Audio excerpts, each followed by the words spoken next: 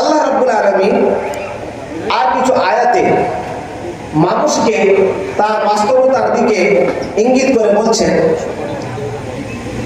ওয়ালাকাদ দারা'না লিজাহান্নামা কাসীরাম মিনাল জিন্নি ওয়াল ইনস লাহুম কুলুবুন লা ইয়াফকাহুনা বিহা ওয়া লাহুম আ'য়ুন লা ইবসিরুনা বিহা ওয়া লাহুম আযানুন লা ইয়াসমা'উনা বিহা উলাইকা কাল আন'আম বাল হুম আদাল।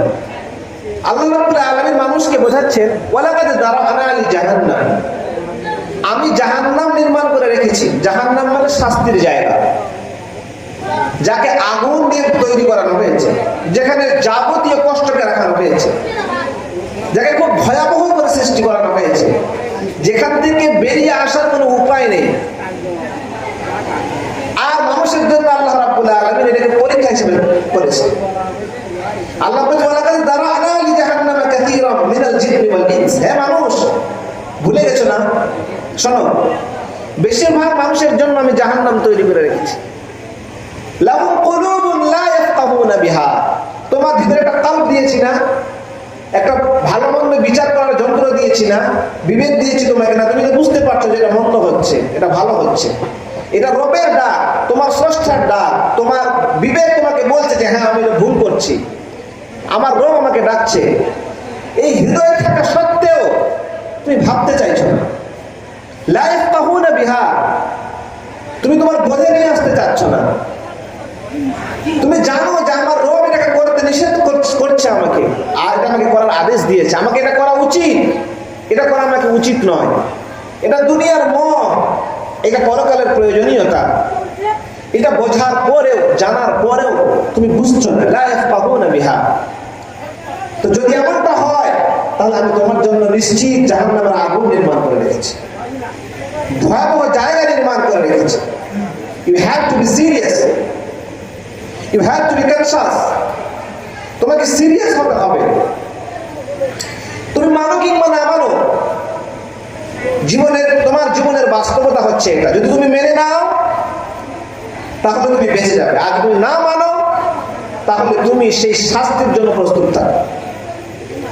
ওয়ালাহুম আ'য়ুন লা ইবসিরুনা বিহা, এদেরকে চোখ দিয়েছি, এরা দেখতে পাচ্ছে কিন্তু দেখে না। ওয়ালাহুম আযানুন লা ইয়াসমাউনা বিহা, এদের দুটো কান দিয়েছে, তারা শুনতে পাচ্ছে, শুনছে কিন্তু শুনেও তারা শোনে না। হে যুবক ভাইয়েরা, ও যুবতী বোনেরা, বর্তমান মোবাইল যখন আমরা দেখি, ফেসবুকে, ইনস্টাগ্রামে, যে কোনো সোশ্যাল মিডিয়া প্ল্যাটফর্মে, যখন কোনো কোরআন আয়াত আসে, যখন কোনো ভালো কথা আসে, তাড়াতাড়ি আমরা সরিয়ে দিই, স্কিপ আপ করি। কিন্তু যখন কোনো নোংরা জিনিস আসে, যা আমাদেরকে মন্দের দিকে ডাকে, শয়তানের দিকে ডাকে, কোনো গান, কোনো নর্তকীর নাচ ইত্যাদি ইত্যাদি, তখন আমরা থেমে যাই। তো আল্লাহ রাব্বুল আলামিন বলছেন, তাদের জন্য চোখ দিয়েছি, তারা দেখতে পাচ্ছে, লা ইবসিরুনা বিহা, কিন্তু তারা দেখে না। ওয়ালাহুম আযানুন, শোনার জন্য কান দিয়েছি, তারা শুনতে পাচ্ছে, তাদের রবের ডাক তারা শুনতে পাচ্ছে কিন্তু শোনে না। আল্লাহ বলছেন, উলাইকা কাল আনআম, এরা তো চতুষ্পদ জন্তুর ন্যায়, বাল হুম আদাল, বরং এর চাইতে নিকৃষ্ট।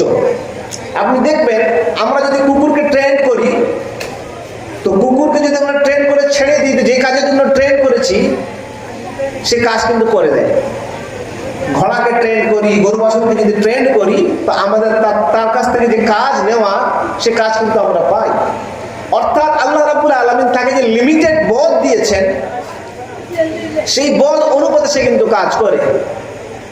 কিন্তু মানুষকে আল্লাহ রাব্বুল আলামিন যে অপরিসীম, অনেক মূল্যবান বিবেক বোধ যে আল্লাহ রাব্বুল আলামিন দিয়েছেন, মানুষ কিন্তু তা কাজে লাগায় না। তো আল্লাহ বলছেন, তাহলে এরা কি চতুষ্পদ জন্তু নয়, বরং চতুষ্পদ জন্তুর থেকেও কি অধম নয়? উলাইকা হুমুল গাফিলুন, এরাই হচ্ছে ওরা যারা উদাসীনতায় আছে। আরেকটি আয়াত পড়ে আমি এই ভূমিকাকে ইতি টানবো। আল্লাহ রাব্বুল আলামিন বলছেন,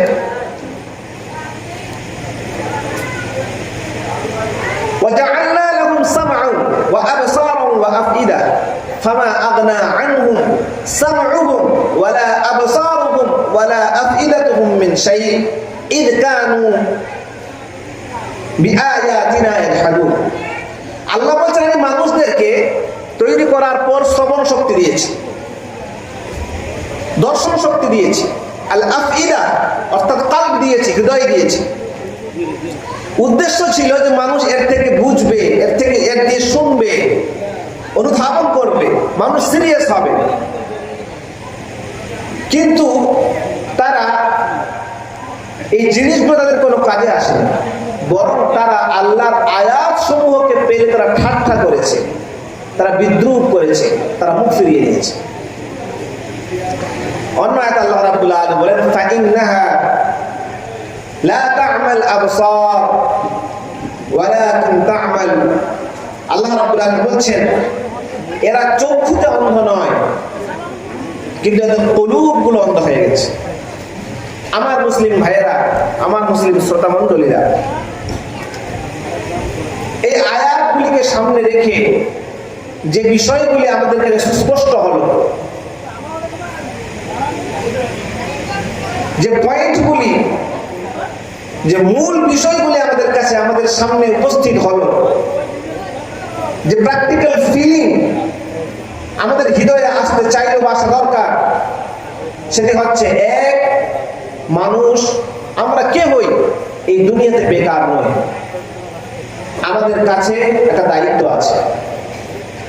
দুই, মানুষের জীবনের মিশনই হচ্ছে, উদ্দেশ্যই হচ্ছে আল্লাহর উবুদিয়তকে গ্রহণ করা। তিন, আল্লাহ রাব্বুল আলামিন মানুষকে দর্শন শক্তি, বিবেক শক্তি, শ্রবণ শক্তি দিয়েছেন ভালো এবং মন্দের মাঝে বিচার করার জন্য।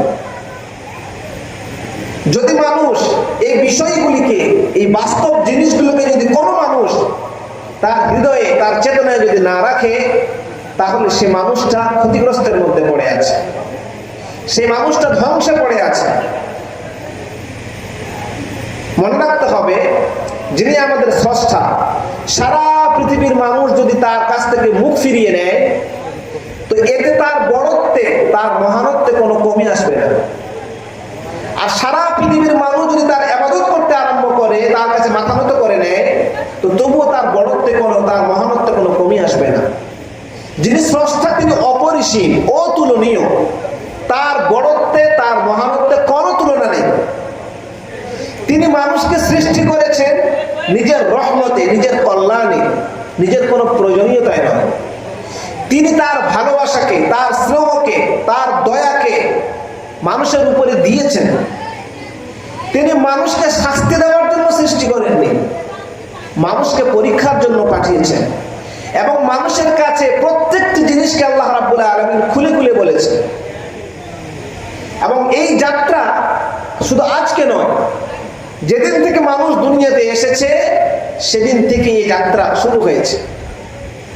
মানুষকে আদিকাল থেকেই গাইড করানো হয়েছে বিভিন্ন নবীদের মাধ্যমে, বিভিন্ন রাসূলদের মাধ্যমে।